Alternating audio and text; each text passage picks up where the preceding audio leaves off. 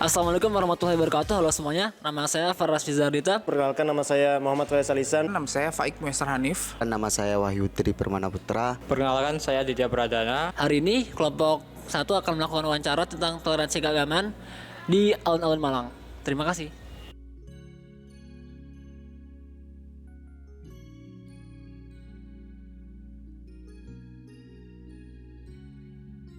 Apa pendapat Anda mengenai pentingnya kerukunan antar umat beragama? Menurut saya ini tentang kerukunan beragama ya, itu sangat penting. Kenapa? Karena kan kita negara Pancasila, dan Pancasila itu kan istilahnya merangkul semua agama. Kita kan negara kesatuan ya, bukan negara keagama. Jadi menurut saya itu sangat penting. Soalnya kan meskipun di Indonesia itu mayoritas itu penduduknya adalah penduduk Muslim, tapi bukan berarti teman-teman kita yang minoritas itu tidak diasingkan gitu. Jadi harus mendapat perlakuan yang sama. Ya salah satunya itu dengan menjaga kerukunan antar umat beragama. Bagaimana menurut Anda cara terbaik untuk menciptakan kerukunan antar umat beragama di tengah masyarakat yang memiliki perbedaan agama? Cara terbaik untuk menjaga kerukunan itu adalah kesadaran dari masing-masing umat beragama.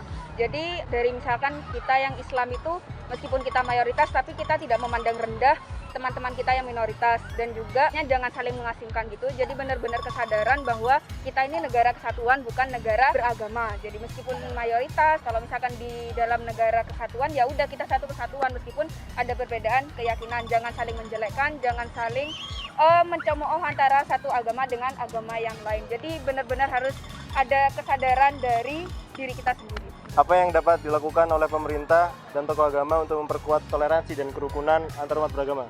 Ya, kalau menurut saya, kalau dari pemerintah sendiri, pemerintah bisa mencegah radikalisme antar umat beragama. Seperti kayak yang di masa ini kan masa-masa milenial, yang orang-orang itu kayak radikalnya itu sangat kuat.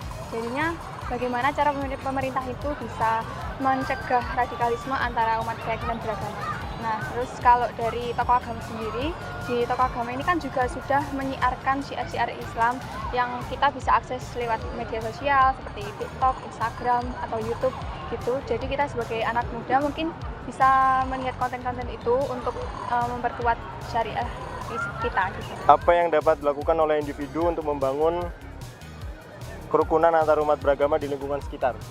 Kalau dari individu sendiri, kita bisa melakukan komunikasi dengan cara yang baik antar umat beragama. Seperti kita itu tidak harus membeda-bedakan ras, agama antar teman kita. Semisal saya sama masnya ini beda agama, jadi saya sama masnya itu kita ini harus komunikasinya baik. Jangan kayak kita beda agama, jadi kita kayak ras gitu, nggak boleh. Gitu. Memperkuat kerukunan antar umat beragama. Komunikasi pastinya sangat baik ya, sangat harus dilakukan antar umat beragama, karena dengan komunikasi itu kita bisa menjalin hubungan yang baik antar umat beragama tersebut. Oke, terima kasih. Kak siapa? Kak Risa. Apa pendapat Anda mengenai pentingnya kerukunan antar umat beragama di masyarakat? Kalau kerukunan antara umat beragama di masyarakat itu menurut saya penting sekali. Kan secara kita hidupnya di Indonesia, di mana di Indonesia sendiri kan negaranya itu ada beberapa agama ya. Kalau agama yang ada di Indonesia itu tidak rukun, maka pasti akan adanya perpecahan pasti kan. Kalau tidak rukun pasti sangat penting kerukunan. Apa yang dapat dilakukan oleh pemerintah dan tokoh agama untuk memperkuat toleransi dan kerukunan antar umat beragama? Kalau untuk pemerintah sendiri mungkin dengan menyediakan tempat-tempat yang bisa digunakan sebagai fasilitas semua umat, misalnya kayak menyediakan tempat kayak alun-alun gini ya. Jadi yang menikmati itu bukan hanya umat Islam saja, meskipun di sini ada masjid, tapi di sebelahnya juga ada gereja. Jadi menyediakan fasilitas lah ya yang bisa diakses untuk semua kalangan. Bagaimana menurut kakak cara terbaik untuk menciptakan kerukunan antar umat beragama di tengah masyarakat yang memiliki perbedaan keyakinan? Menurut saya dengan tidak membeda-bedakan hal tersebut, misalkan saja di rumah saya itu terdapat misalnya tempat ibadah Kristen, Islam, dan ada yang Buddha. Dengan begitu kita menghargai jika ada acara adat atau apapun, kita tetap menjaga toleransi dengan tidak mengganggunya atau membuat onar seperti itu.